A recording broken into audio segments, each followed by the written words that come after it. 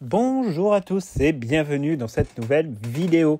Alors, on vous prévient tout de suite, la vidéo risque de durer un petit chouïa longtemps, donc n'hésitez pas à vous prendre un bon petit thé, un petit cookie, quelque chose, enfin bref, pour qu'on puisse parler un petit peu de tout ça et voilà, prendre vraiment le temps de développer notre sujet du jour. Et c'est pas n'importe quel sujet, dans la mesure où aujourd'hui on va s'attaquer un petit peu à un mastodonte, on va dire, puisque on va vous parler de l'avenir de la saga des Animaux Fantastiques.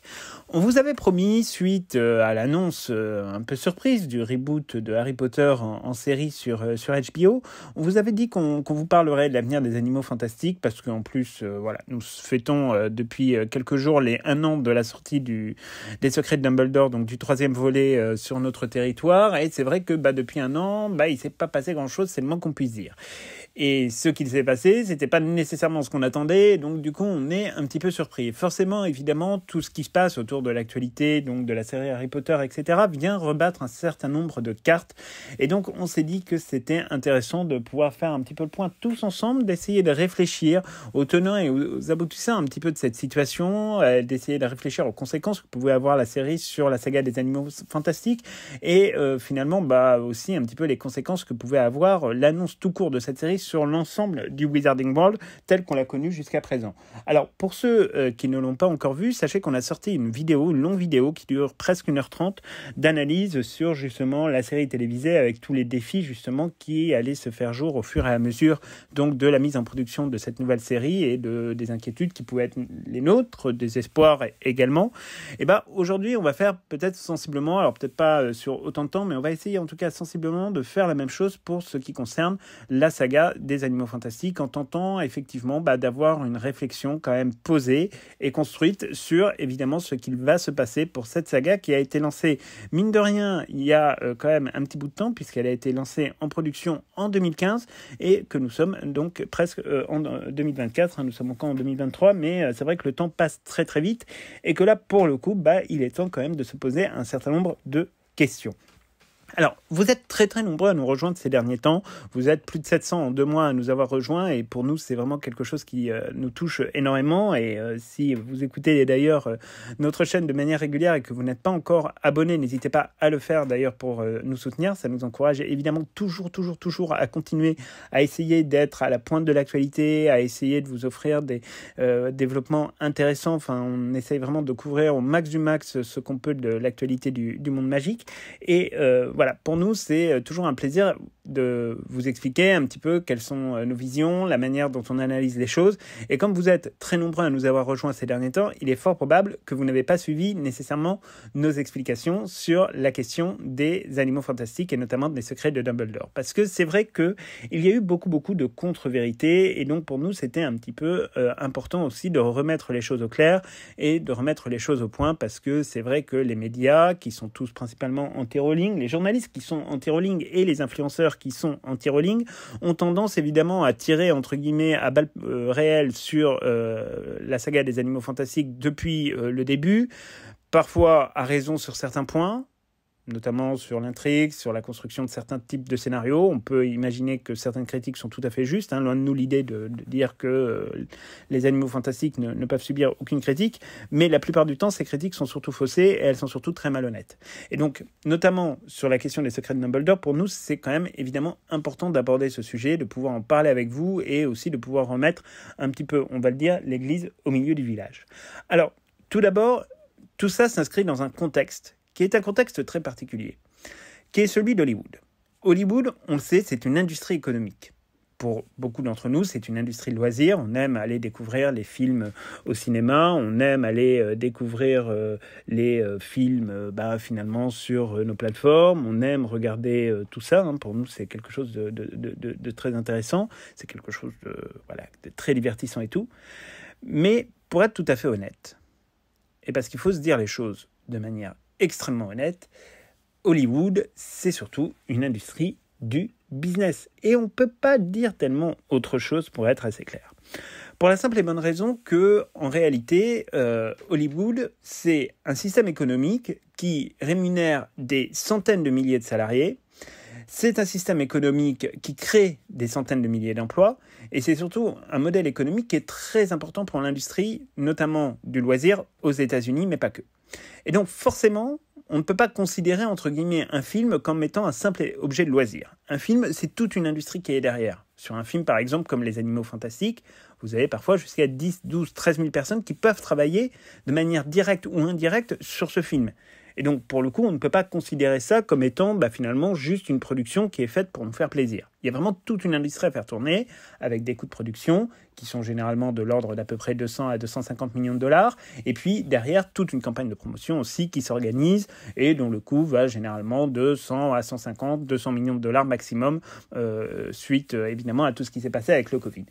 Et donc, toute cette industrie d'Hollywood, c'est une industrie qui, aujourd'hui, se porte, on va le dire, très mal. C'est même une industrie qui est, pour le coup, dans une situation absolument catastrophique, dans la mesure où on se retrouve, en fait, dans une situation où l'industrie d'Hollywood a été percutée par plusieurs phénomènes. Premier phénomène, l'apparition des plateformes de streaming qui est venue complètement désaxer le marché parce que si nous en France, on est obligé un petit peu d'aller au cinéma parce que sinon les films, il faut attendre 17 mois avant de les voir sur les plateformes de streaming.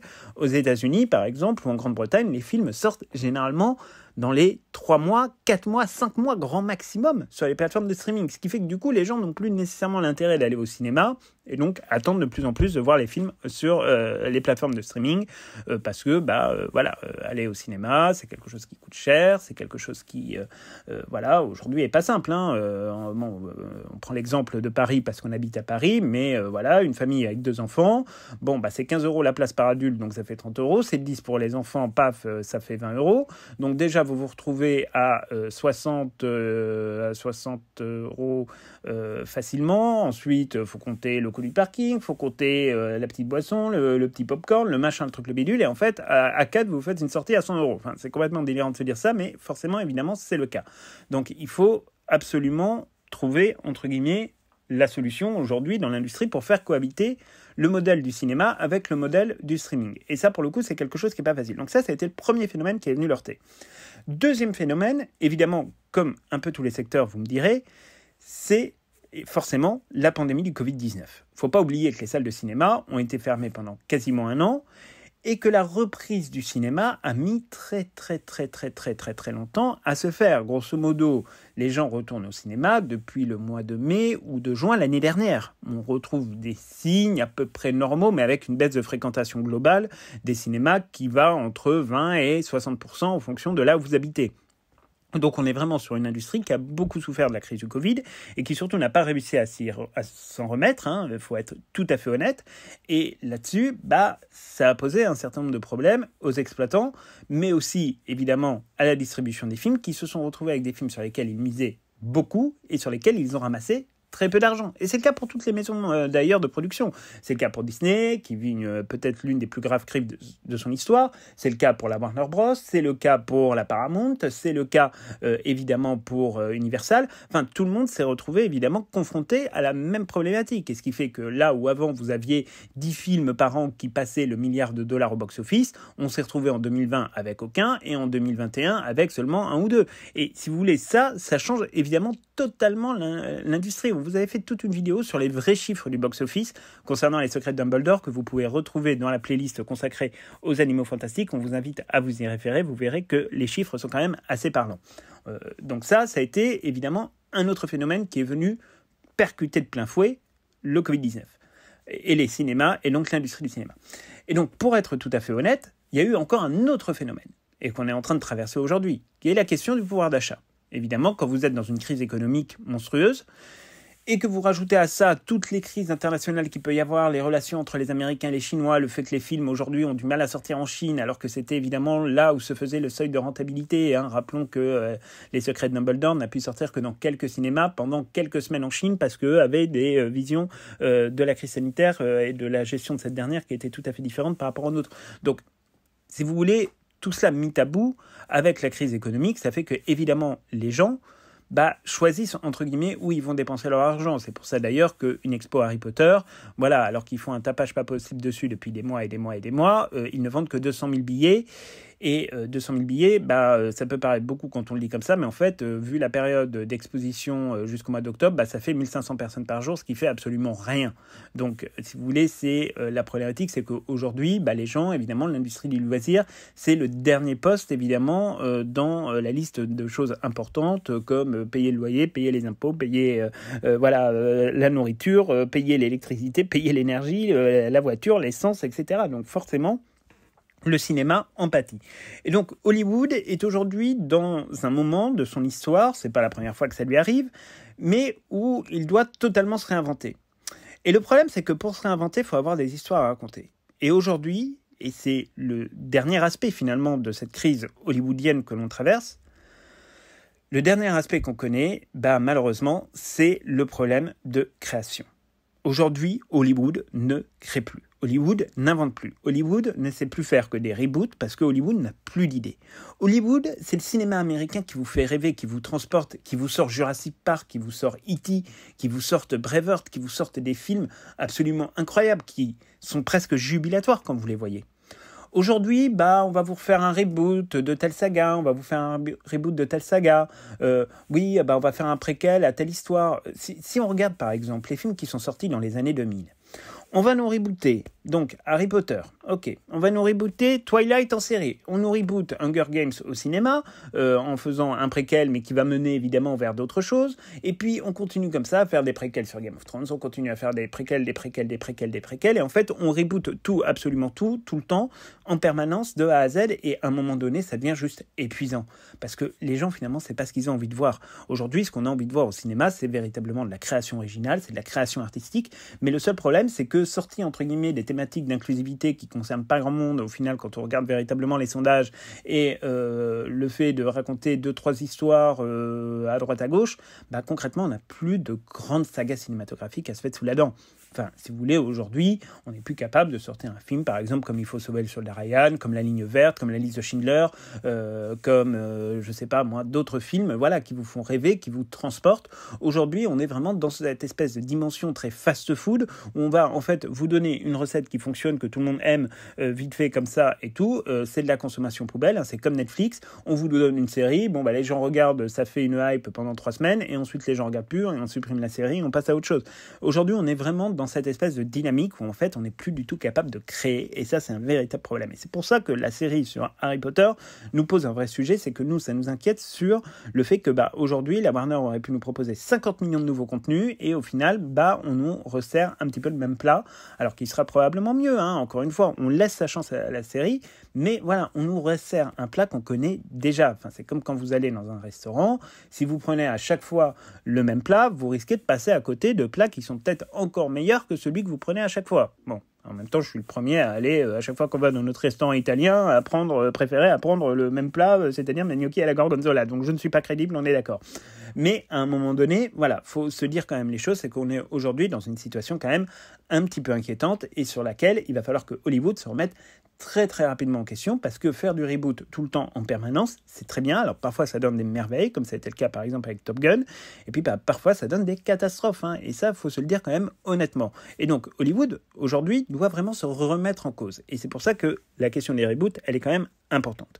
Alors vous l'aurez compris, au travers de notre développement, la question économique, elle est forcément primordiale.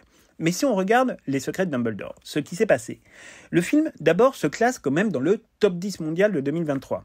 Oui, alors toi qui es derrière ton écran, tu vas venir me dire « Oui, mais non, parce qu'en fait, si on regarde sur Box Office Mojo, en fait, il est 11e ou 12e. » Oui, c'est vrai, il est 11e ou 12e sur Box Office Mojo. Mais tu vas regarder à nouveau le tableau et tu vas te rendre compte que, en fait, il y a 2 films chinois qui sont intercalés dans les résultats, et ces 2 films chinois, en fait, ils n'ont fait leurs chiffres qu'en Chine, ils ne sont pas sortis à l'étranger, donc du coup on ne peut pas les compter, on ne peut pas du tout les compter, c'est pas du tout la même chose, c'est pas la même économie. Donc on enlève ces 2 films chinois et yop, on retrouve Les Secrets de Dumbledore en 9e position, avec un chiffre tout à fait honorable pour la période dans laquelle est sorti le film. Rappelons-le, une période où les gens avaient du mal à retourner au cinéma, nous les premiers d'ailleurs, ça a été l'un des premiers films qu'on est retourné voir, on va dire dans des conditions à peu près normales et avec quand même pas mal de stress, et le film a quand même ramené 415 millions de dollars, ce qui est plutôt pas mal, ce qui le mène à seuil de rentabilisation. Le film est rentabilisé.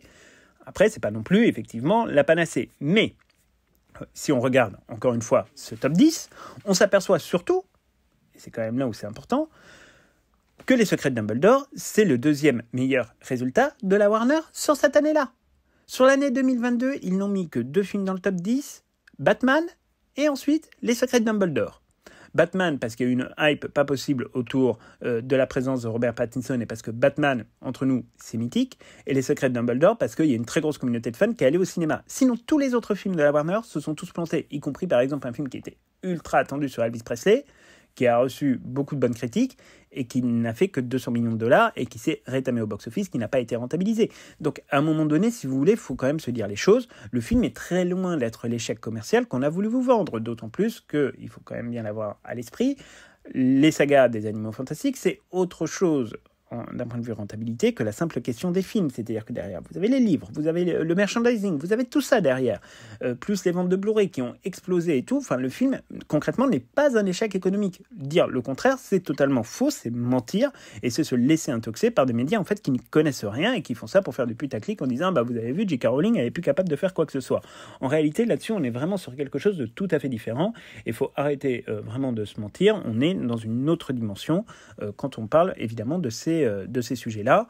Les Secrets de Dumbledore sont rentables. Ils ont ramené 415 millions de dollars au box-office et ils ont ramené beaucoup plus sur les ventes de Blu-ray et de DVD où ils ont trusté d'ailleurs la tête des ventes partout. Et pareil sur HBO Max, ça a été mis en même temps que Stranger Things sur Netflix.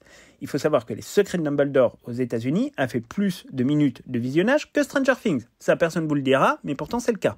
Voilà. Et pourtant, c'était sur la même semaine de lancement. Donc, c'est quand même, entre guillemets, un point qui est intéressant, sachant que Stranger Things, c'est quand même une série où les épisodes durent largement plus d'une heure. Donc, vous avez à peu près, je crois, 7 ou 8 heures de contenu sur la saison 4 ou 5, je ne sais plus, de Stranger Things, alors que vous n'avez qu'un film de 2h30. Donc, si vous voulez, si vous avez un taux de minutage qui est beaucoup plus haut, ça veut dire quand même qu'il y a eu vraiment un visionnage qui était assez exceptionnel sur les plateformes de streaming. Encore une fois, le marché américain, c'est un marché qui maintenant est très particulier. Où, voilà, vous avez le film qui est disponible 2 ou 3 mois après sa sortie en salle. Donc, ça, il faut quand même l'avoir, encore une fois, bien en tête pour bien comprendre de quoi on parle. Les ventes de livres se sont très très bien vendues. Les baguettes, etc., même si elles sont sorties tardivement, se vendent globalement bien pour la plupart d'entre elles. Bon, il y a eu tout un tas de merchandising, il y a eu tout un tas de choses. Bon, quelque part, on est très loin de la catastrophe économique. Et d'ailleurs, pour vous le prouver, c'est très simple. Alors ceux qui écoutaient notre chaîne depuis un petit moment et qui nous faisaient confiance depuis un petit moment, et on vous en remercie, vous le savez, vous connaissez notre argument. Mais on vous dit par exemple que Dune a été un succès absolument extraordinaire qui nécessite la sortie d'une série et d'une suite qui arrivera en 2025. Ok, Dune a été donc un très grand succès. Tout le monde le dit, tout le monde le dit. C'est vrai, c'est vrai.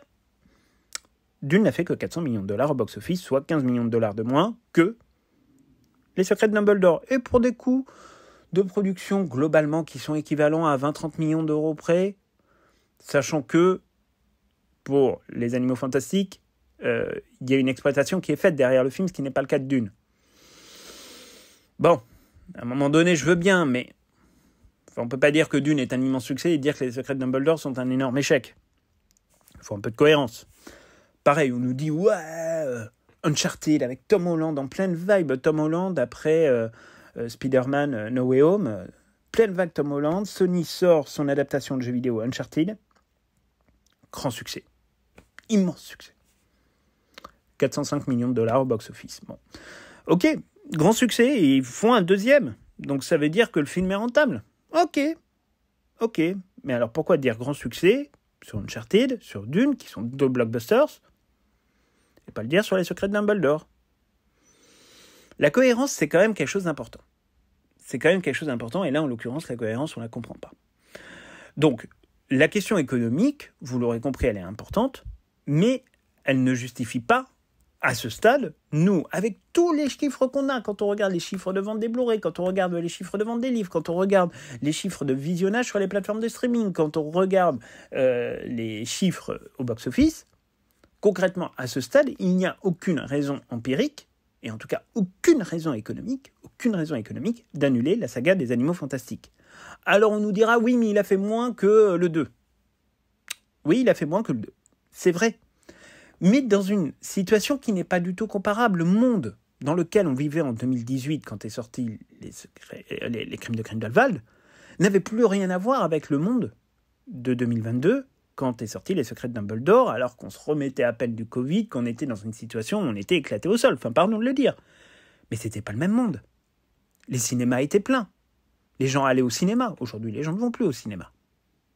Les gens ne vont plus au cinéma, mis à part pour quelques ersatz comme ça qui de temps en temps explosent. Concrètement, les gens n'y vont plus. Il n'y a qu'à regarder, par exemple, le dernier Ant-Man qui était censé présenter le grand méchant de la nouvelle saga du MCU, qui s'est planté et qui ne dépasse pas les 500 millions de dollars à l'heure où on enregistre cette vidéo. Bon, il y a eu quand même des sacrés problèmes. Faut se dire les choses. Toy Story, qui est le film le plus gros échec commercial de Disney au box-office mondial. Bon, on peut se dire tout un tas de choses là-dessus, mais à un moment donné, il faut quand même être honnête. Donc, économiquement, encore une fois, il n'y a aucune raison, absolument aucune raison, que le film soit annulé. Alors après, cependant, la question économique, évidemment, elle ne justifie pas le processus créatif. Ça, c'est envie de dire un petit peu la base. Et donc là, on va commencer à rentrer sur cette question du processus, on va dire créatif et donc artistique qu'il y a derrière la saga des Secrets de Dumbledore. Et en tout cas, des Animaux Fantastiques. Alors, on va mettre les choses au point. Il y a ce que l'on sait pour sûr, et il y a tout ce que l'on ne sait pas. Et c'est important de faire la distinction entre les deux pour que le raisonnement soit le plus clair et le plus compréhensible possible. Donc, on va commencer, comme on est des gens un petit peu optimistes, par ce que l'on sait, entre guillemets, sur la saga. Des choses qui sont certaines, qui sont vérifiées, soit par nous, soit par la presse, soit qui ont été déclarées par les acteurs. Donc là, on est sur de l'information sûre et certaine. Pas sur du « on dit » ou le dernier média putaclic a dit que. Là, c'est de la certitude. Ce que l'on sait, en premier lieu, c'est qu'un contrat de 5 films, avec ou sans d'ailleurs un 6e optionnel, a été signé avec la grande majorité des acteurs. C'est-à-dire que même des personnages comme Victoria Yeats, qui interprète le rôle de Bounty, l'assistante de Norbert Dragono, a signé par exemple pour 5 films. C'était ce qui avait été annoncé par J.K. Rowling, c'était ce qui a été annoncé par la Warner Bros. Et personne à ce stade, alors on enregistre cette vidéo le 24 avril à 10h56, personne à ce stade n'est venu remettre en cause ce principe-là. Donc il y a aujourd'hui 5 contrats qui sont 5 films qui sont dans le contrat. À ce stade, 3 ont été exécutés. Et il en reste donc 2 à exécuter. Là-dessus, les choses sont claires. Ça, on le sait de manière très claire, très nette. Seconde chose que l'on sait, c'est que encore aujourd'hui, des personnes sont encore employées par la production des Animaux Fantastiques. C'est-à-dire qu'on n'est pas sur une production entre guillemets qui s'est arrêtée, c'est-à-dire qu'aujourd'hui on a des gens, alors principalement dans les fonctions support, qui travaillent sur la question des Animaux Fantastiques, alors d'un point de vue du merchandising, d'un point de vue des relations presse, d'un point de vue des réseaux sociaux, d'un point de vue, on imagine, conservation, notamment des costumes, ce genre de choses. Enfin bref, tout le background de la production, aujourd'hui, est payé. C'est-à-dire que quand vous voyez effectivement un certain nombre de publications sur les comptes Fantastic Beasts, etc., on est sur quelque chose, on va dire, ça tourne. Donc c'est des gens qui sont indépendants de la production du Wizarding World ou autre. Là, on est vraiment sur la production des Animaux Fantastiques et c'est encore quelque chose qui, pour l'instant, est en cours. Alors, après, on peut se poser la question de savoir jusqu'à quand ils sont embauchés. Peut-être que leur contrat s'arrête, malheureusement, le 30 avril, c'est terminé et vous passez sur autre chose. C'est possible, on ne leur souhaite pas en tout cas. Mais en tout cas, le fait est que, à ce stade-là, il y a encore des gens qui sont payés par la production. Point barre. Autre information que l'on sait, donc c'est la 3e. Le Nail Blair Partnership, qui est l'agence qui gère tous les actifs et toutes les affaires de J.K. Rowling, et notamment avec Neil Blair, qui est son compagnon toujours entre guillemets artistique, son agent artistique privilégié, et qui gère vraiment toutes les déclinaisons du Wizarding World allant de Pottermore jusqu'aux Animaux Fantastiques, en passant par Harry Potter et l'Enfant Maudit, etc. Le Nail Blair Partnership, il faut le savoir, continue encore aujourd'hui à embaucher des gens dans ses bureaux londoniens pour travailler sur les sagas du Wizarding World et sur les sagas des Animaux Fantastiques. C'est dit dans les annonces. Nous, on consulte les annonces, les offres d'emploi, on les consulte de manière régulière, c'est écrit noir sur blanc. Donc ça veut dire que quelque part, c'est pas mort. On peut imaginer évidemment que s'il y avait une décision ferme et définitive sur le sujet, ils auraient déjà tout arrêté. Ça aurait été la logique, après tout. On peut l'imaginer comme ça. Là, le fait est qu'il y a encore la semaine dernière une offre d'emploi qui a été publiée pour un poste qui est en lien directement avec le Wizarding World et notamment avec les animaux fantastiques. On ne peut pas en dire plus. Quatrième point, c'est celui qu'on a exposé plus haut, le film a été rentabilisé largement.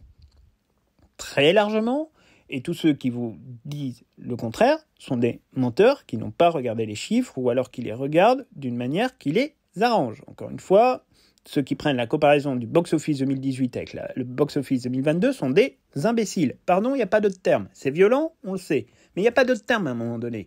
Venir nous dire que le cinéma de 2018, c'est le même que 2022, c'est juste ne rien connaître à l'économie, c'est ne rien connaître à l'industrie du loisir, et c'est juste donc ne rien connaître, finalement, à des données économiques qui doivent être comparées à données constantes. Évidemment, si Les Secrets de Dumbledore en 2023 avaient fait 415 millions de dollars, on vous dirait peut-être autre chose. En tout cas, on aurait une autre vision. Quoique, aujourd'hui, ça mettrait le film finalement pas très très loin dans le box-office. Nous sommes donc fin avril, il y a déjà 4 mois qui sont passés, on va entamer le 5e mois de l'année, et à ce stade, si on regarde vite fait le box-office, Les Secrets de Dumbledore se classerait 3e devant John Wick qui est à 358 millions de dollars, Creed 3 qui est à 271 millions, Donjons et Dragons qui est à 177. Donc oui, concrètement, voilà, le film serait un bon succès puisque là, il serait au numéro 3 du box-office mondial, sachant que cette année, il n'y a pas grand-chose qui semble mobiliser à fond, on va dire, les spectateurs pour le moment. Donc ça, c'est un point, entre guillemets, qu'il est quand même important d'avoir à l'esprit. Nous, on le dit comme ça. Après, les gens font ce qu'ils veulent l'entendre, ils veulent pas l'entendre. Mais le fait est que le film est rentabilisé et qu'on ne peut absolument pas dire le contraire. Enfin, dernière information que l'on sait pour sûr, et parce que là, on a pu l'entendre par nous-mêmes parce qu'on a posé la question à l'acteur, on l'a pu l'entendre parce que d'autres acteurs se sont exprimés, et aussi parce que ça a été public. Par exemple, si on prend le cas de Mads Mikkelsen a assuré l'année dernière au Festival de Cannes et nous a assuré à nous, quand on l'a vu cet automne, que concrètement, oui, il y avait bien 5 films de prévus, qu'à ce stade, la production était toujours en cours, qu'il ne savait pas quand est-ce que ça allait commencer, mais lui, dans sa tête, il était grosso modo capable de dire que ce serait après la promotion d'Indiana Jones, donc probablement à l'automne 2023. Grosso modo, c'était un peu dans cet ordre d'esprit-là qu'il nous avait un peu expliqué la manière dont ça se passait. Jude Law, lui, a déclaré à plusieurs reprises dans la presse qu'il n'avait pas d'informations particulières, mais que lui, il souhaitait continuer à aller au bout de l'histoire de Dumbledore, donc il est partant pour le faire. Et David Yates lui-même a dit aussi qu'il avait la volonté de continuer. Alors après, est-ce que la Warner a envie de continuer avec David Yates ? Ça reste un autre point de questionnement, mais on y reviendra. Le fait est en tout cas qu'on ne peut pas du tout remettre en cause et remettre en question le fait que oui, la production est bel et bien encore et toujours en cours à l'heure où on parle, et que oui, les contrats sont encore en cours, et que oui, il y a encore des personnes qui sont employées, et que oui, il y a un certain nombre de membres du casting, et pas n'importe lesquels, quand on parle de Jude Law, quand on parle de Mads Mikkelsen, on est quand même sur un très haut niveau de casting, eux veulent continuer, point barre. Il n'y a rien d'autre à dire. Il n'y a rien d'autre à dire. Ça, c'est ce que l'on sait. Et on ne peut pas venir nous dire « Ah bah oui, mais c'est pas vrai ». Non, si, c'est vrai, c'est prouvé, c'est machin, c'est factuel. On est factuel. C'est important d'être factuel dans le monde dans lequel on vit. Alors, après, évidemment, une fois qu'on a regardé ce que l'on sait, il y a aussi tout ce que l'on ne sait pas. Et c'est tout ce que l'on ne sait pas, au final, qui fait un petit peu la différence. Qui, malheureusement, peut conduire vers une annulation pure et définitive des Animaux Fantastiques, comme ça peut conduire à une transformation de la saga, comme ça peut conduire à un reboot complet, comme ça peut conduire à tout un tas d'options créatives et artistiques qui, à ce stade-là, n'ont pas encore été décidées vraisemblablement par la Warner Bros. Rappelons, et ça on aurait presque pu le mettre dans la partie de ce que l'on sait, c'est qu'à ce stade, donc le 24 avril à 11h03, la Warner n'a absolument pas dit ni oui ni non à la continuité des Animaux Fantastiques. Il n'y a aucune information. Ça, on le sait. Donc, il n'y a pas de oui, il n'y a pas de non. Ça règle le problème. Pour en revenir à ce que l'on ne sait pas. Ce que l'on ne sait pas, c'est le positionnement, et ça, c'est peut-être le point le plus important, c'est quel est le positionnement aujourd'hui de J.K. Rowling vis-à-vis de cette saga. Parce qu'on va se dire les choses très honnêtement. Si le premier volet, le deuxième, était quand même d'inspiration très rowlingienne, le troisième l'était un petit peu moins parce qu'on lui a collé dans les pattes un co-scénariste qui parfois pouvait être très bon, qui s'appelle Steve Kloves, mais qui malheureusement, aujourd'hui, n'est plus très très bon. Il faut se dire les choses, et que Steve Kloves a su parfois faire des catastrophes absolument mémorable et phénoménal, comme ce fut le cas par exemple avec le film, l'adaptation cinématographique de Harry Potter et le Prince de Sang-Mêlé. Aujourd'hui, nous, on a quand même un certain nombre de questionnements sur la manière dont J.K. Rowling perçoit cette saga. Pour plusieurs raisons. La première, c'est qu'elle n'a jamais évoqué publiquement les secrets de Dumbledore. Depuis la sortie du film, elle est dans une forme de mutisme complet et total. Elle est apparue à l'avant-première, dans une robe absolument incroyable, avec un regard qui toisait tous ces journalistes qui la critiquaient comme pas possible, mais il n'y a pas eu de grande photo avec le casting. Elle est rentrée dans la salle et elle est sortie tout de suite. Elle n'a pas souhaité assister à la projection. Ce qui n'est pas dans les habitudes de J.K. Rowling. Beaucoup d'acteurs n'assistent pas aux projections des avant-premières parce qu'ils les ont déjà vues 50 fois lors du montage, etc. Donc bon, ça c'est assez classique. Chez J.K. Rowling, c'est pas habituel. Généralement, elle reste pendant ses projections. Là, en l'occurrence, elle est partie tout de suite par une porte dérobée, elle est rentrée chez elle, point barre, à la ligne. Ensuite, voilà, il n'y a eu aucune communication sur Twitter, il n'y a eu aucune communication sur ses réseaux sociaux. On est dans un espèce de mutisme constant et total. Même dans son podcast, elle n'en a pas du tout parlé. Elle n'a absolument jamais abordé le sujet des animaux fantastiques. Et cette espèce de mutisme complet, total et profond nous pose quand même sacrément problème. On va se le dire. Est-ce que J.K. Rowling aujourd'hui a envie de continuer les animaux fantastiques ? On a un peu de mal à répondre à la question. Certains éléments pourraient nous dire que oui, parce que c'est elle qui a proposé un développement en 5 films à la Warner, etc. Enfin, elle avait développé 3 films, et puis elle avait dit finalement non, ça ne va pas tenir. La Warner avait dit ça ne tiendra jamais en 3, il faut en faire 5. Bon, on sait où elle veut aller, c'est-à-dire jusqu'au combat entre Grindelwald et Albus Dumbledore. Maintenant, la situation qui a été celle d'une partie du casting qui lui a craché à la figure, comme ce fut le cas d'Eddie Redmayne, de Catherine Waterston ou même d'Alison Sudol. Alors d'ailleurs, ça nous fait toujours marrer parce que quand on a rencontré Alison Sudol cet hiver, juste avant nous, il y avait un couple de personnes transsexuelles, il fallait juste voir son regard d'effroi et la manière dont elle se comporte avec eux pour comprendre que c'était facile de faire un communiqué pour prendre la défense des trans, mais que face à des trans qui étaient un peu, il est vrai, agrippés à elle était dans une situation franchement pas très très confortable. Donc nous, ça nous fait un petit peu rire les bons sentimentalismes, mais vous connaissez notre avis sur le sujet. Le fait est que une grande partie du casting des Secrets de Dumbledore, mis à part Jude Law, Mads Mikkelsen et Dan Fogler, sont restés quand même, franchement, ont été, on va le dire, assez dégueulasses. Jude Law a été extraordinaire, a soutenu J.K. Rowling, Mads Mikkelsen aussi, Dan Fogler a plus ou moins pas dit grand-chose, mais tous les autres, ils ont été absolument atroces.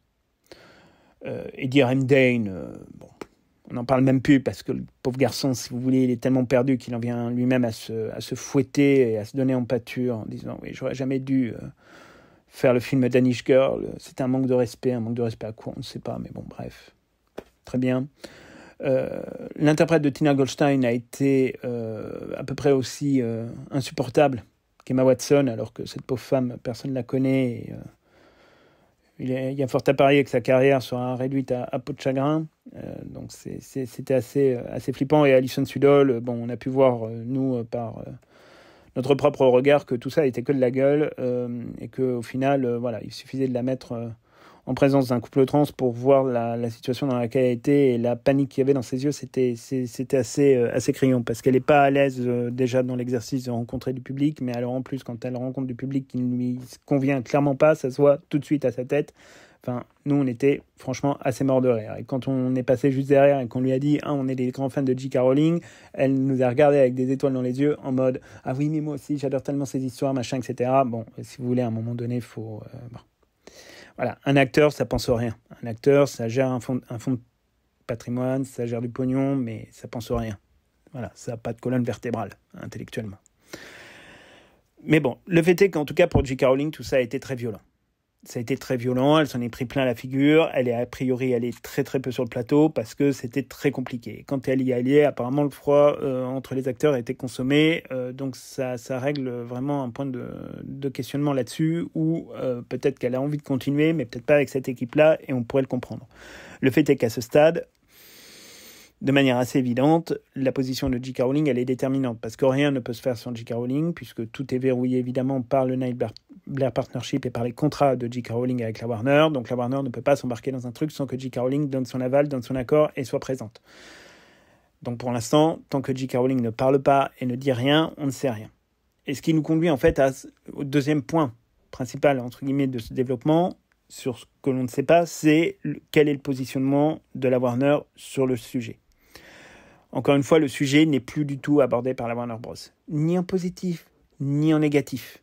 Voilà, on se contente de ne pas en parler. Le seul développement de la Warner Bros. Qu'il y a sur les animaux fantastiques qui est encore en cours et qu'on voit de manière assez évidente et qui avance d'ailleurs à une vitesse absolument flagrante, c'est la zone consacrée aux animaux fantastiques qui va ouvrir dans le parc Epic Universe à Universal Orlando, soi-disant en 2025. Nous, on s'y est prêt pour 2024, parce que vu la vitesse à laquelle vont les travaux, c'est assez impressionnant. Pour mémoire, si vous n'avez pas vu nos vidéos sur le sujet, il y aura toute une zone qui sera consacrée donc aux animaux fantastiques, et ce sera la zone de la place cachée, donc le monde des sorciers français. Voilà. Vous pouvez retrouver sur notre vidéo, dans la section consacrée au parc d'attractions du Wizarding World of Harry Potter, un certain nombre de vidéos sur le sujet. D'ailleurs, on vous en fera une très rapidement pour vous tenir un petit peu au courant des travaux et de l'avancée du projet. De manière assez évidente, aujourd'hui, la Warner, elle est un peu, pardon l'expression, le cul entre deux chaises. C'est-à-dire que d'un côté, il faut qu'ils redémarrent la production assez rapidement parce qu'il y a quand même des contrats à respecter et que ça coûte très cher de se dédire des contrats. C'est-à-dire que concrètement, si les animaux fantastiques ne devaient pas aller au terme des 5 films, il va falloir payer un certain nombre de sommes aux acteurs, y compris d'ailleurs même à J.K. Rowling. Donc au final, à un moment donné, il faut se poser la question de savoir ce qui est rentable. Est-ce que ce qui est rentable, c'est de payer des acteurs sans avoir de contenu derrière, ou est-ce qu'il vaut mieux terminer la saga et quand même engranger des résultats ? Ça reste un point de questionnement. Mais à ce stade, la Warner est dans un silence, là aussi, totalement mythique, et qui vient évidemment du mythisme complet et total de J.K. Rowling sur la question. Et donc ça, à partir du moment où on ne connaît ni le positionnement de J.K. Rowling, ni le positionnement de la Warner, ça rend les choses très complexes. Et comme l'un est interdépendant de l'autre, finalement, on est encore plus dans une complexité de l'esprit. Donc à un moment donné, là-dessus, il va falloir que les choses, on va dire, évoluent. Mais c'est ainsi qu'arrive l'annonce. La fameuse annonce de l'arrivée d'une série Harry Potter sur la plateforme de streaming Max Originals et qui a été donc annoncée par la Warner en coopération avec J.K. Rowling qui sera productrice exécutive. Alors, l'idée là, c'est pas de revenir sur la série en tant que telle. Si vous le souhaitez, vous pouvez regarder notre vidéo de réaction qui est un peu vénère et notre réaction d'analyse qui est un peu plus, on va dire, posée sur la série. Là, on va en reparler un petit peu, mais voilà. Là, on va essayer surtout d'imaginer pourquoi l'annonce de cette série représente une véritable problématique pour la saga des animaux fantastiques et pourquoi, à un moment donné, il va être quand même très important de se poser, entre nous, les bonnes questions. Parce que ça, malheureusement, ça reste évidemment un point quand même qui est très très important. Alors, le reboot de la saga Harry Potter. Notre avis, on vous l'a donné, on continue à le dire. À notre avis, il y avait 50 000 créations originales qu'on pouvait faire sur le sujet. C'était peut-être pas le sujet le plus passionnant à faire. C'est fait, maintenant on va dedans. Mais la question, c'est est-ce que le reboot de la saga originelle peut bouleverser certains points de l'histoire des animaux fantastiques ou certaines représentations que nous offrent les animaux fantastiques ? Et à cette question, la réponse, malheureusement, est oui. Et surtout, ça tient au niveau, en fait, de 2 points. Premier point, quid de Jude Law ? Jude Law interprète, depuis les Crimes de Grindelwald, le rôle d'Albus Dumbledore. Alors nous, on est des fans ultra fans de Jude Law. On adore ce mec, on adore ce qu'il est capable de produire. On l'adore dans la majorité de ses films, que ce soit de petits films de comédie romantique comme The Holiday, ou que ce soit du film d'aventure comme Le Roi Arthur, qui a déjà été produit par la Warner Bros., comme la série absolument extraordinaire et phénoménale de Paolo Sorrentino sur un jeune pape, The Young Pope et The New Pope, saison 1 et saison 2, peut-être qu'il y aura une saison 3. Enfin, on adore son travail. C'est vraiment, il a une capacité d'interprétation, même par exemple dans Sherlock Holmes, là aussi produit par la Warner, qui nous plaît, on adore ce mec. C'est vraiment un type qui est, pour le coup, très très sain et dont on apprécie tant le jeu et ses capacités d'acteur que la personnalité. En plus, c'est un fidèle de J.K. Rowling, donc ça ne gâche rien. Mais du coup, si vous voulez, la question de son avenir au sein de Wizarding World, elle se pose franchement plus que jamais. Mais plus que jamais. Pourquoi ? Pour la simple et bonne raison qu'on nous a offert une représentation que nous, on juge absolument superbe d'Albus Dumbledore. Absolument superbe. Et là, on va se retrouver donc avec la série Harry Potter qui va arriver, donc avec un Dumbledore qui devra avoir vieilli d'approximativement 40 ans. Et nous, dans notre esprit, on est en train de se dire, est-ce que ce serait pas plus malin de garder Jude Law en le vieillissant un petit peu, avec un petit coup de maquillage, un petit coup de CGI ? C'est facile, c'est pas compliqué.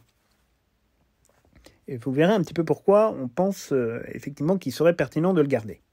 Mais en l'occurrence, c'est vrai que ça pose quand même cette petite question-là. Pourquoi ? Parce que, effectivement, est-ce que Jude Law, avec les capacités actuelles en termes de maquillage, en termes d'effets spéciaux, etc., ne pourrait pas interpréter un Albus Dumbledore absolument flamboyant dans la série Harry Potter ? Nous, on a quand même tendance à dire oui. On a quand même tendance à dire oui. C'est possible, parce qu'en plus, dans le monde des sorciers, on vieillit quand même, normalement, un peu moins vite que dans le monde des moldus.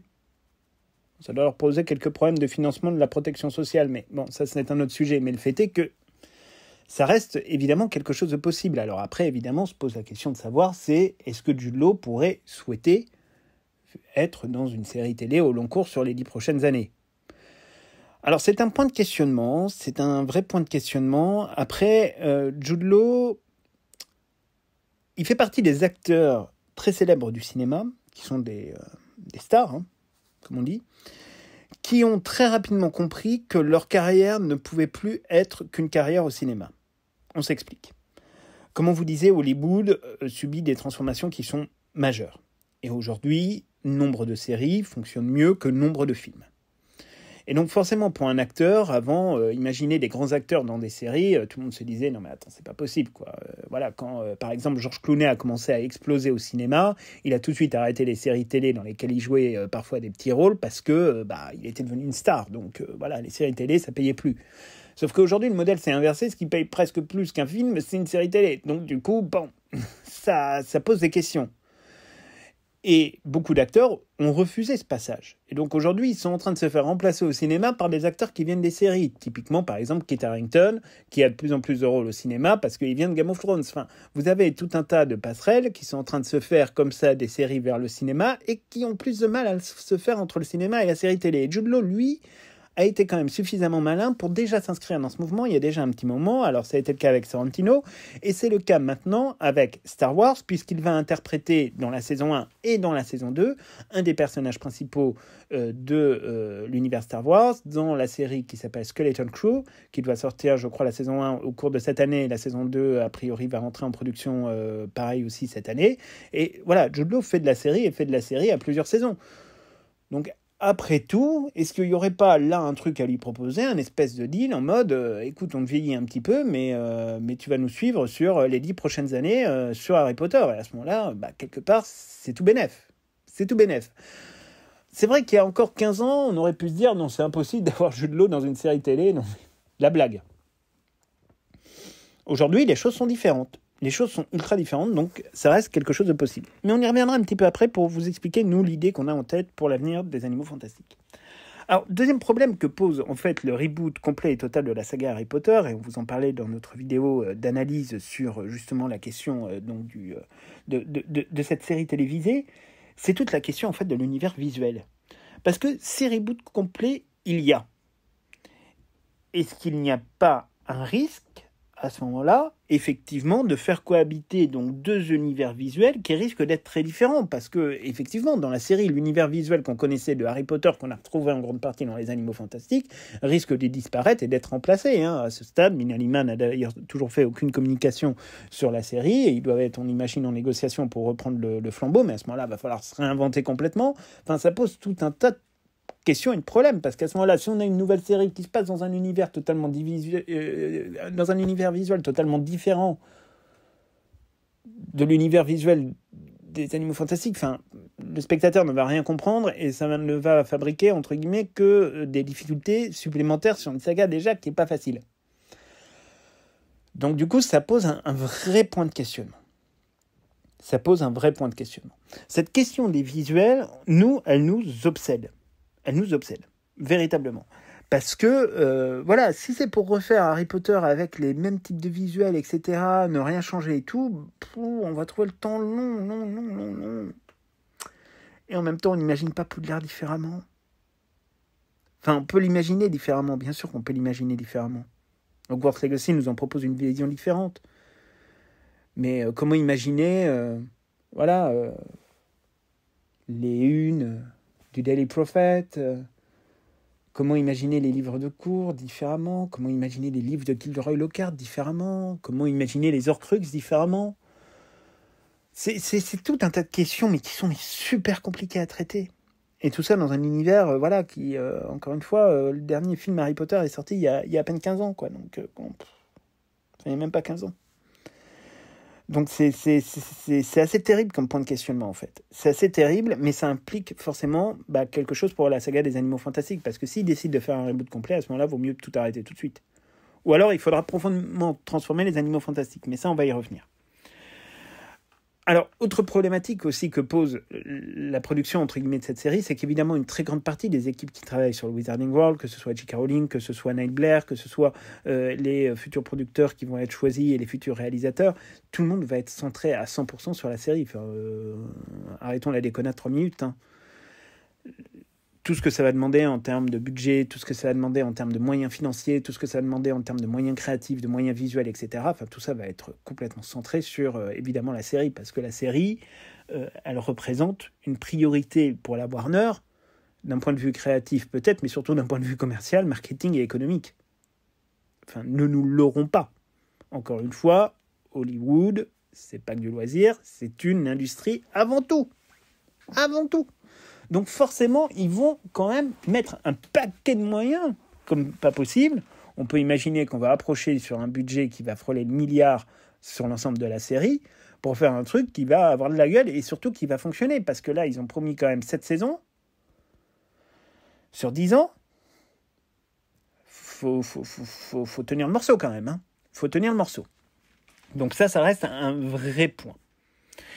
Et là-dessus, le fait que toute la production, entre guillemets, dédiée au Wizarding World soit donc sur la série, forcément, dans les Animaux Fantastiques, ça va passer un peu au 2e, 3e degré. C'est un peu l'inquiétude qu'on a, et c'est pour ça que là, si on devait dire oui ou non sous la menace d'une arme sur la suite des Animaux Fantastiques, on pourrait avoir tendance à dire, même si c'est pas notre esprit global et que ce serait très résumé, que entre nous, c'est mal barré. C'est mal barré pour avoir une suite. Mais bon, encore une fois, là, ce serait vraiment si on nous mettait un flingue sur la tempe en mode « donnez votre avis tout de suite maintenant et ne développez pas ». Voilà, quand on développe, notre avis, il est tout à fait différent. Parce qu'encore une fois, aucune raison d'annuler économiquement. Il y a quand même de l'envie. Il y a une communauté de fans qui aiment les Animaux Fantastiques. Il y a même des gens qui sont venus à Harry Potter parce qu'ils ont aimé les Animaux Fantastiques. Donc bon, si vous voulez, ça pose quand même un vrai sujet. Mais si la production est concentrée sur la série, si c'est pour avoir un truc low cost, le low cost c'est pratique sur certains trucs, mais sur du cinéma, c'est un peu ce qu'on voit tout le temps et ça fonctionne plus. Donc c'est un peu le problème. Alors aussi, autre problématique, c'est est-ce que J.K. Rowling souhaite continuer, ou alors est-ce qu'elle est vraiment dans l'idée qu'on vous évoquait dans nos vidéos d'analyse sur la série, dans cette idée en fait de feu purificateur qui nettoie tout, etc., qui recommence tout à zéro sur des bases ultra saines, parce qu'évidemment, vous pouvez imaginer que les acteurs qui travailleront sur la saga Harry Potter, ils vont signer dans leur contrat une putain de clause en or massif, en mode, si tu ouvres ta gueule contre J.K. Rowling, tu dégages. C'est grosso modo, ça va être ça. En tout cas, il va y avoir une clause nécessairement de discrétion et un devoir de réserve vis-à-vis de J.K. Rowling. Ça, c'est une évidence. Ça nous semble être même l'un des points très clairs qu'il y aura dans les contrats. Peut-être d'ailleurs, essaye-t-il en ce moment d'imposer cette clause dans des avenants de contrat sur les Animaux Fantastiques. C'est possible aussi. Mais sur la série, aucun doute qu'il y aura un devoir de réserve clair, net, strict et circonstancié vis-à-vis de l'auteur. Qui aurait d'ailleurs déjà dû être le départ en vrai, mais bon, on ne pouvait pas imaginer non plus que le monde partirait partirait en vrille comme il part en vrille actuellement. Mais bon, ça c'est un autre sujet. Mais le fait est que, voilà, ça pose quand même la question de J.K. Rowling. Alors, nous, un sujet dont on vous a déjà parlé, et bien avant le reboot par série de Harry Potter, c'est pourquoi pas faire un soft reboot des Animaux Fantastiques, effectivement en liquidant la majorité du casting. Encore une fois, aujourd'hui, il y a des intrigues qui sont fermées. L'intrigue Aurelius Dumbledore, elle est finie. On sait qu'Aurelius Dumbledore va mourir, et en plus Ezra Miller, qui a tendance à passer son temps à s'amuser un petit peu trop avec des petites filles, n'a franchement plus sa place dans les Animaux Fantastiques, soyons clairs et nets là-dessus. La question autour de la relation entre Jacob et Queenie, elle est finie. Bon, voilà, ils se marièrent, vécurent heureux et eurent beaucoup d'enfants, très bien.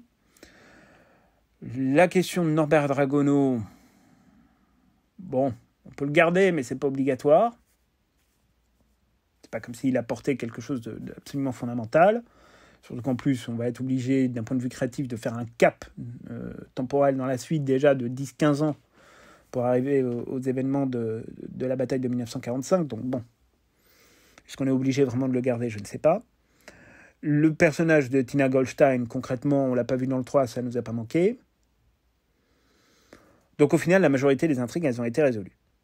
Sauf l'intrigue principale, évidemment, entre Dumbledore et Grindelwald, qui reste la seule intrigue, en fait, qu'on a envie de voir. Bon Dieu, mais offrez-nous ce spectacle. C'est le combat le plus délirant de la création.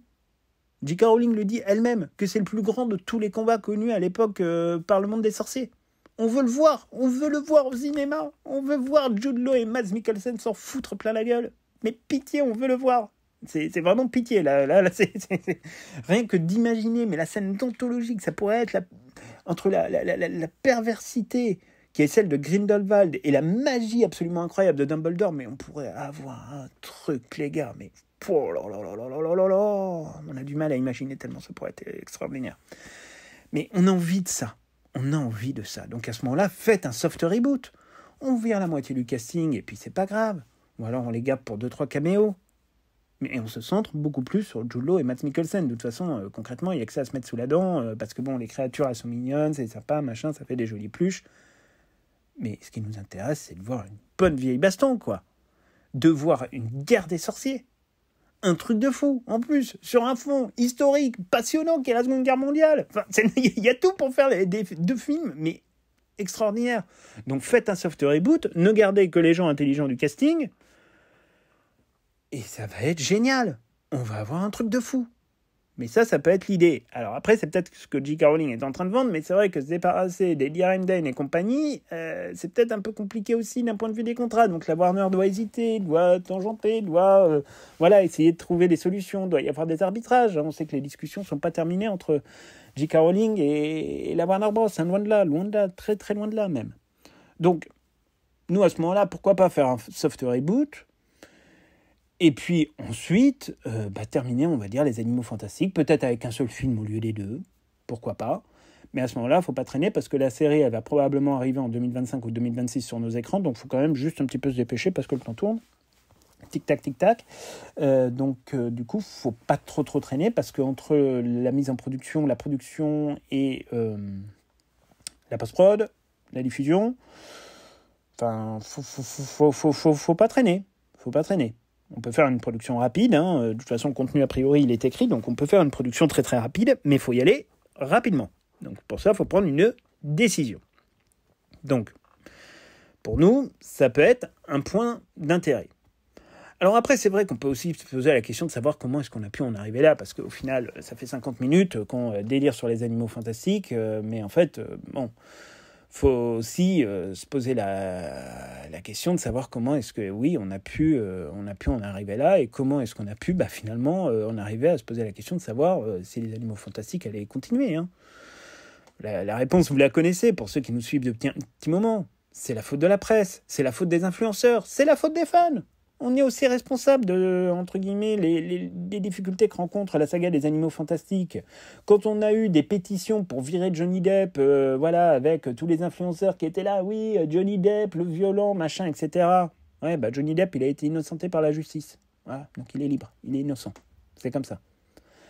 Voilà. Donc ils ont pleuré pendant des mois et des mois et des mois pour faire partir Johnny Depp du casting. Quand il est parti, on a dit ah ben non, mais il fallait pas le faire partir. Nan.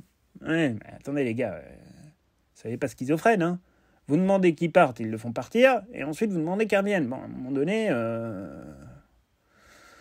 on va pas reprendre des phrases d'un célèbre film des Bronzés, mais bon. À un moment donné, il faut se poser la question, quoi. Si quand on avance, on recule, et qu'on recule quand on avance, ben, à un moment donné, il y a un truc qui ne va pas. Il faut se poser les bonnes questions. Les fans ont été, franchement, sur toute cette saga, absolument horribles. On le dit, hein. Ah bah oui, mais dans le premier, il n'y a pas assez de rapport avec Harry Potter, ça n'a rien à voir, on ne comprend rien. Encore aujourd'hui, d'ailleurs, on nous le dit, mais non, la saga des Animaux Fantastiques, c'est pas la même saga que Harry Potter, ça n'a rien à voir. C'est pas le même Albus Dumbledore, c'est le multiverse. D'accord. Bon. Quand on a eu les crimes de Grindelwald, ah bah oui, ils ont mis des trucs sur Harry Potter, ah bah oui, on a vu Poudlard, mais ouais, mais c'est pas suffisant et il n'y a pas Harry Potter. Ah, il n'y a pas Harry Potter. Bon, ok, il n'y a pas Harry Potter. Ouais, enfin, en même temps, ça se passe un peu 70 ans avant, donc un peu compliqué quand même. Ouais, mais il n'y a pas Harry Potter. Ah, d'accord, bon. Alors, on sort les secrets de Dumbledore, on met des easter eggs en long, en large et en travers. Allez, vas-y, qu'on te balance des easter eggs à droite, à gauche, etc., machin et tout. Ah bah ouais, mais bon, il n'y a pas Johnny Depp, et puis il n'y a pas Harry Potter. Hein. Ah, il n'y a pas Harry Potter. Ah non, bah non, il n'y a pas Harry Potter. Bon, bah c'est pas grave, on va te faire une série sur Harry Potter. Comme ça, tu seras content. Ah, on te fait une série sur Harry Potter. Ah bah oui, mais bon, c'est Harry Potter, je suis pas content, parce que les films, nanana. Bah oui, mais bon, à un moment donné, il faut savoir ce qu'on veut. Les fans n'arrêtent pas de hurler en disant, ah ouais, les Animaux Fantastiques, c'est pas Harry Potter. On leur redonne du Harry Potter et ils disent, ah bah oui, mais non. Voilà, sachant qu'on leur aurait donné la suite des aventures de Harry Potter, que ce soit Harry Potter et l'Enfant Maudit, ou une autre histoire sur Harry Potter, on aurait dit, bon. À un moment donné, stop, quoi. Ça devient ridicule. Et donc, oui, les fans ont une responsabilité dans les difficultés de la saga des Animaux Fantastiques. Les influenceurs, là, qui sont là toujours à se précipiter pour aller participer à tel ou tel événement et ensuite revendre d'ailleurs les partenariats qu'ils ont sur Vinted ou Le Bon Coin en mode, comme ça, on va se faire de l'argent encore plus sur le dos d'une femme qu'on n'arrête pas de critiquer, eux aussi, ils ont leur responsabilité. Hein, quand on sort des vidéos pour dire « Oh là là, le pire film Harry Potter, le pire film des Animaux Fantastiques, les 50 000 erreurs des Animaux Fantastiques » et qu'on ne se pose même pas la question de savoir si dans la vidéo on dit des conneries ou pas, enfin à un moment donné, faut pas s'étonner. Les influenceurs ont joué le jeu. Ils ont joué le jeu de la destruction même de la saga alors qu'ils demandaient du contenu. Et d'ailleurs, maintenant qu'ils ont détruit la saga, ils se rendent compte qu'ils n'ont plus de contenu, donc ils changent de sujet. Alors après, ils habillent ça en disant « Ah oui, mais c'est parce que vous comprenez, J.K. Rowling, elle a eu des propos qui nous ont choqués, qui nous ont blessés. » Alors déjà, ils n'ont rien compris aux propos de J.K. Rowling pour les trois quarts, mais bon, ça, c'est pas grave.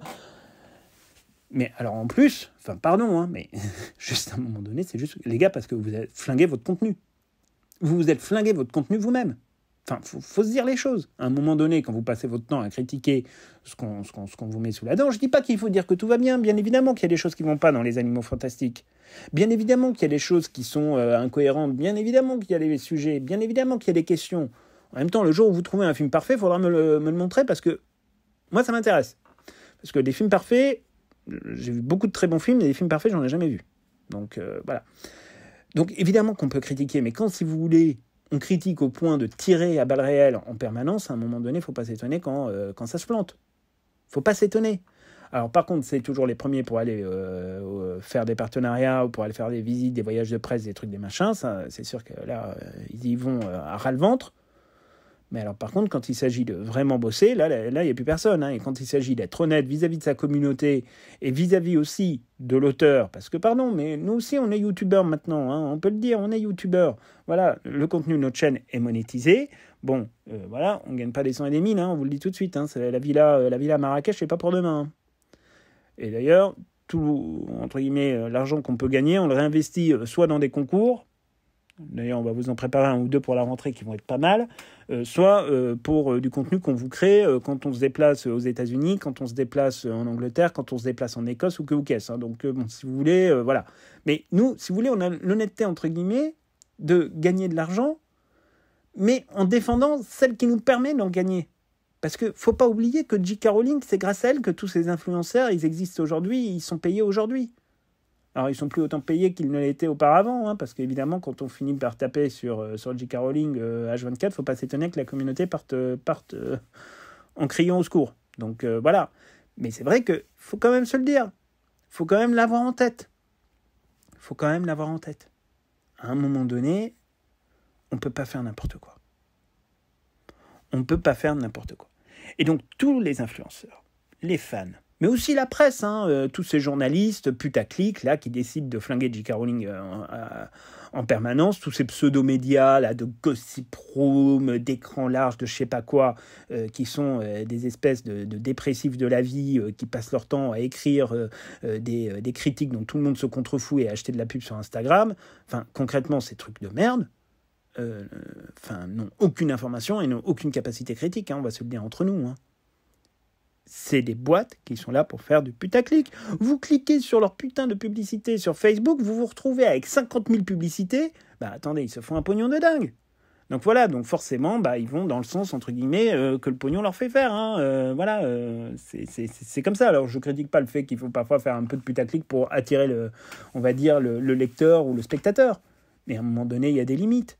Et quand la limite, c'est toujours de détruire un truc, si vous voulez, à un moment donné, il faut se poser des questions. Ou alors, c'est vraiment que les gens ne sont pas heureux, qu'ils sont névrosés. Et à ce moment-là, encore une fois, on rentre sur un problème de santé mentale. Et donc, un problème de santé mentale, il faut le soigner.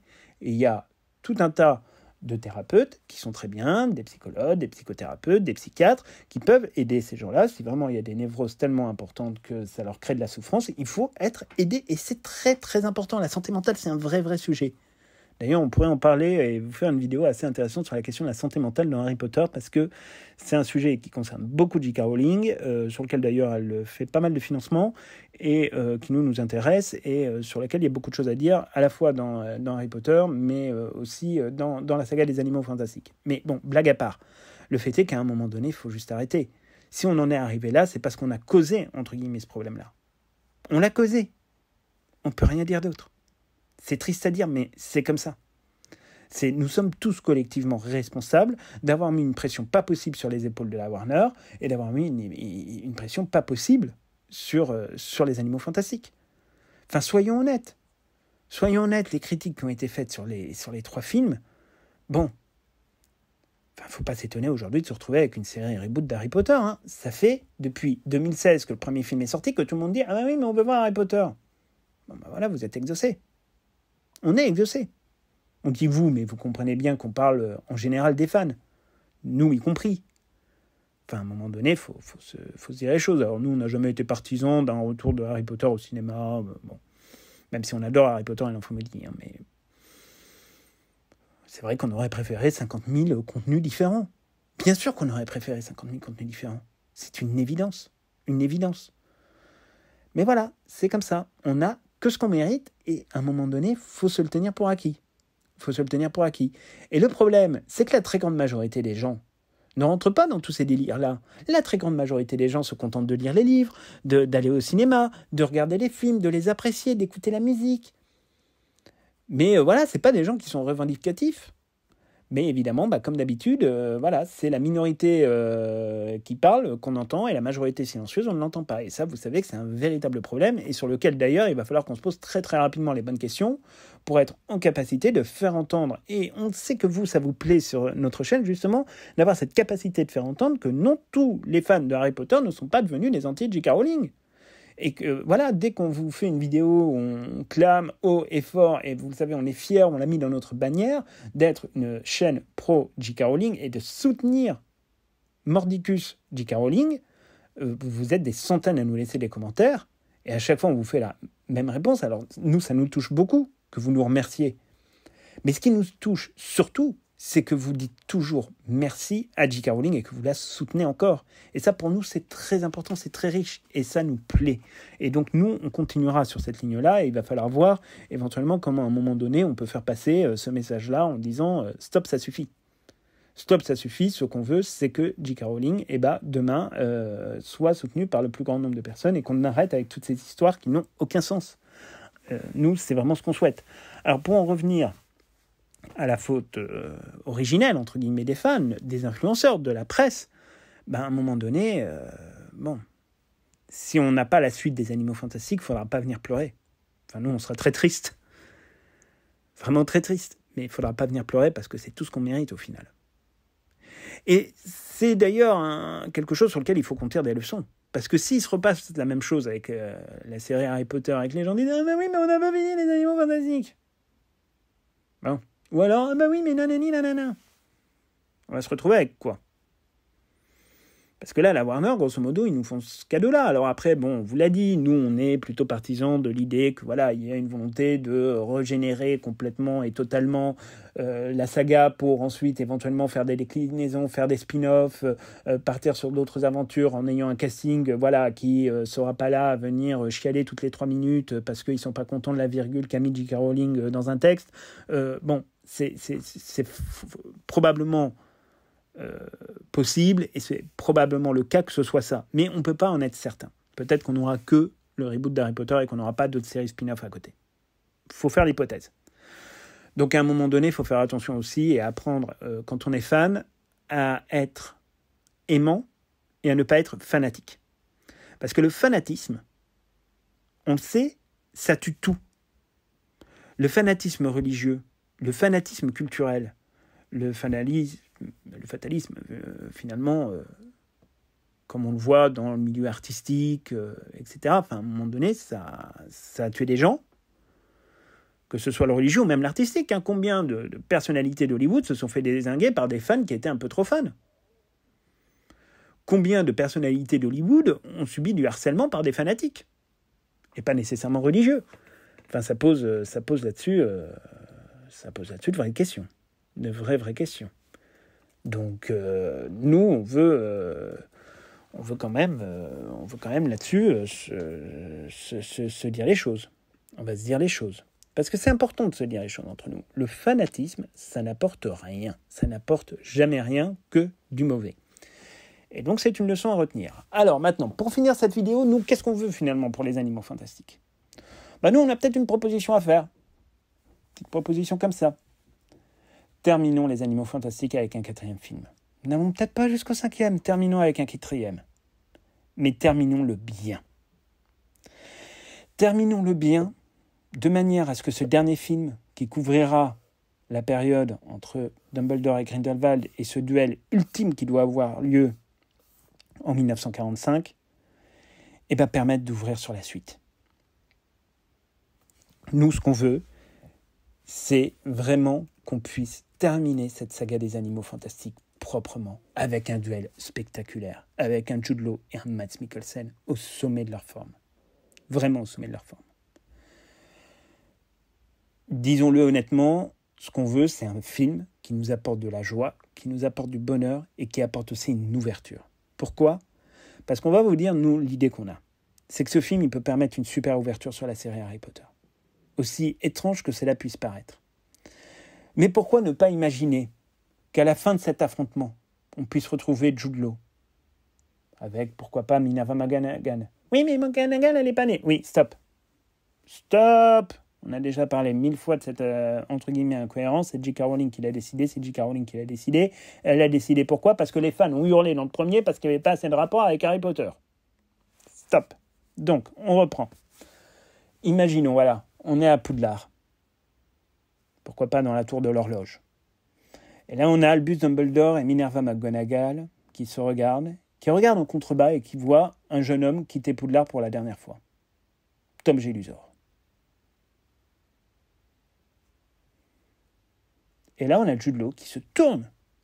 Alors, on n'est pas réalisateur, mais bon, vous imaginez le truc. On a Jude Law qui se tourne vers Minerva McGonagall et qui lui dit « L'histoire ne fait que commencer. » Paf, générique de fin, schlac, hop. Et là, on est tout ça. Oh, et 1 an plus tard, on a la série qui arrive. Et vous savez quoi ? On retrouve Jude Law dans le rôle d'Albus Dumbledore. Un peu vieilli, mais on le retrouve. Waouh ! Truc de fou. Et là, quelque part, on fait un reboot de Harry Potter, mais finalement, en le connectant quand même à la saga des Animaux Fantastiques. Et là, on se dit, ouais, super. Alors peut-être que là, vous vous dites, ok, ils sont complètement dingues chez le Cri de la Gargouille. Là, Jérémy et Chloé, il va falloir qu'on les fasse un peu hospitaliser parce que leur idée est complètement folle. C'est possible. Mais peut-être que certains d'entre vous aiment cette idée. Nous, en tout cas, Ça nous semble mais obvious que ça doit se terminer comme ça. Alors peut-être qu'effectivement, il ne faut pas faire de film parce que voilà, ça va être compliqué avec les productions, les machins, les agendas des uns des autres. Bon, ok. Mais faisons un dernier film. Offrez-nous un dernier film sur les animaux fantastiques. Par pitié, offrez-le nous. On est même prêt à faire une tribune dans la presse si ça vous tente, si ça tente d'autres. Voilà, faisons une tribune, écrivons aux médias, disons-leur qu'on veut ce 4e et dernier film. Et qu'au moins, ils nous fassent une putain d'ouverture extraordinaire. Et c'est pour ça que Jude Law, il faut absolument qu'il reste en Albus Dumbledore. Oui, il faut le vieillir, mais il faut qu'il reste, on sait faire ça. On sait faire, je vous rappelle que dans Captain Marvel, Jude Law, il a la peau verte, hein. On est capable de tout aujourd'hui au cinéma. Vert ou bleu d'ailleurs, je ne sais plus. Mais bon, le fait est qu'on est capable de le faire, mais offrez-nous cette scène. Offrez-nous cette scène où on voit un Dumbledore qui, après un combat épique, enchaîne sur la suite. Offrez-nous ça par pitié. Et en plus, après, vous savez quoi, les gars ? Vous pourrez faire 50 000 spin-offs de Harry Potter. Vous pourrez même nous faire une saison spéciale sur la bataille de la première guerre du monde des sorciers. Vous pourrez nous faire tout un tas de trucs, faites tout ce que vous voulez, mais par pitié, offrez-nous cette possibilité-là. Par pitié, on veut tellement voir ça. Mais on veut tellement le voir. Ce serait tellement extraordinaire. Imaginez cette scène d'anthologie. On peut même imaginer que Tom Jedusor se retourne à ce moment-là et regarde Albus Dumbledore qui l'observe en hauteur. Vous voyez le potentiel de la scène ? Là, on serait les premiers à faire une bannière, à hurler dans notre salon, dans notre salle de cinéma. Enfin, il y a vraiment un truc à faire. Mais les gars, par pitié, mais terminez la saga des Animaux Fantastiques d'une manière ou d'une autre, mais terminez-la, on vous en supplie. Donc voilà, vous l'aurez compris, la série, elle pose beaucoup de questions. Mais elle offre aussi une opportunité monstrueuse aux Animaux Fantastiques de se terminer correctement. Et c'est cette opportunité-là qu'on espère que la Warner va saisir. Vraiment, on espère. On est prêt à faire une tribune dans la presse, enfin, franchement, à pleurer, à hurler pour espérer ça. Mais enfin, franchement, mais bon Dieu, qu'est-ce qu'on a envie d'un truc pareil. Qu'est-ce qu'on en a envie. Alors, dites-nous, vous, dans les commentaires, ce que vous en pensez. Est-ce que vous pensez qu'il faut continuer ? Est-ce que vous pensez qu'il faut tout bonnement arrêter ? Est-ce que vous pensez que notre solution est bonne ? Est-ce qu'elle est mauvaise ? Dites-nous tout ça dans les commentaires, ça nous intéresse de pouvoir en discuter avec vous.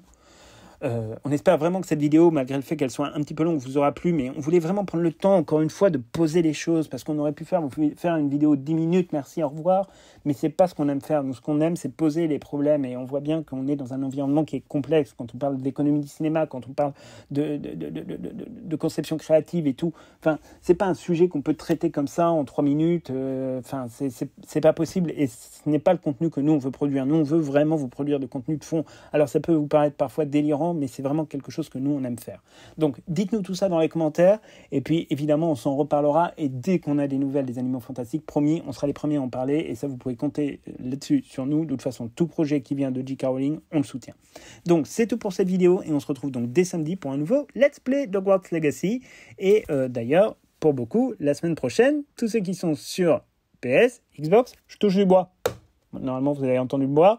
Normalement, la semaine prochaine, vendredi prochain, vous pouvez enfin y jouer, ce qui veut dire que globalement, d'ici une dizaine de jours, vous aurez notre critique 100% avec spoiler que vous pourrez rencontrer évidemment sur YouTube au moment où vous souhaiterez la regarder, mais on voulait attendre vraiment que ça sorte sur les consoles nouvelle génération. Normalement, à l'heure où nous enregistrons cette vidéo, il est 24 heures, non, il n'est pas 24 heures, nous sommes le 24 avril à 11h51. Normalement, c'est bon, on approche du moment où ça va sortir. Il n'y a pas eu d'annonce de report.